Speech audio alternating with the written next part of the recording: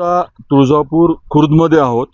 तुळजापूर शहराचा विकास करत असताना चारी बाजूने वेगवेगळ्या माध्यमातून नवीन प्रकल्प यावे, त्या प्रकल्पाच्या माध्यमातून रोजगार निर्मिती व्हावी आणि अर्थकारणाला बळकटी व्हावी, या अनुषंगाने आपलं नियोजन आहे. ज्या स्पॉटवरती आपण उभे आहोत इथे आपण प्राणी संग्रहालय करण्याच्या बाबतीमध्ये विचार करतोय. 2 लोकेशन्स आहेत, त्यातलं हे जास्त संयुक्तिक आहे असं आपले जे सल्लागार आहेत त्यांनी सांगितलंय. 40 हेक्टर. आता isakal.com आहे देशातील नंबर 1 ची मराठी न्यूज वेबसाईट. प्रत्येक अपडेटसाठी isakal.com ला नक्की भेट द्या. आपल्या मागे जे रिझर्व्ह फॉरेस्ट आहे त्यापैकी साधारण 20 हेक्टरवरती हे प्राणी संग्रहालय असेल आणि उरलेल्या 20 हेक्टरवरती बाकी काही नियोजन आपण करणार आहोत.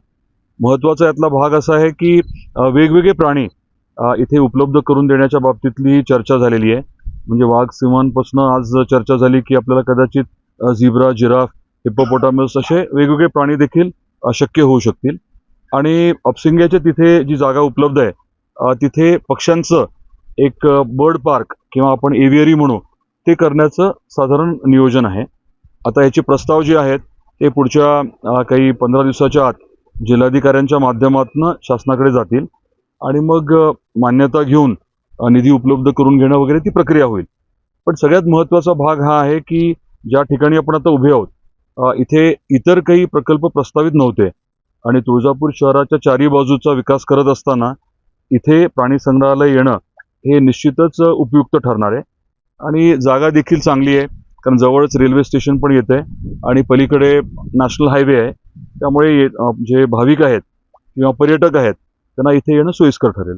वन विभागाची जागा आहे ती वर्ग करावी लागेल का ॲज इट इज आहे ह्याच ठिकाणी? ते रिझर्व्ह फॉरेस्टमध्ये झूची ऍक्टिव्हिटी परमिसिबल आहे किंवा आपण बर्ड पार्क म्हणतोय ते परमिसिबल आहे. त्यामुळे नियमात जे बसतंय त्याचा विचार करूनच सगळं होणार आहे. आपले आदरणीय वनमंत्री गणेश नाईक साहेबांच्या अध्यक्षतेखाली 1-2 महिन्यापूर्वी या वेगवेगळ्या विषयांच्या संदर्भात बैठक देखील झालेली आहे आणि एकदा आपला प्रकल्प अहवाल तयार झाला की मग सगळे मिळून तो लवकर मान्य करून निधीची तरतूद आपण करून घेऊ. आता पाहणी झालीच्या नंतरची प्रोसेस काय असणार? मी सांगितल्याप्रमाणे येणाऱ्या 15 दिवसामध्ये जिल्हाधिकाऱ्यांकडनं हा प्रस्ताव जो आहे तो शासनाकडे जाईल. वेगवेगळ्या परवानग्या लागतात, काही राज्यस्तरावरती, काही केंद्राच्या स्तरावरती. ती प्रक्रिया आपण लगेच सुरू करू. त्याचं एस्टिमेट जे आहे डिटेल प्रकल्प अहवाल तयार करण्याची प्रक्रिया तर सुरूही झालेली आहे.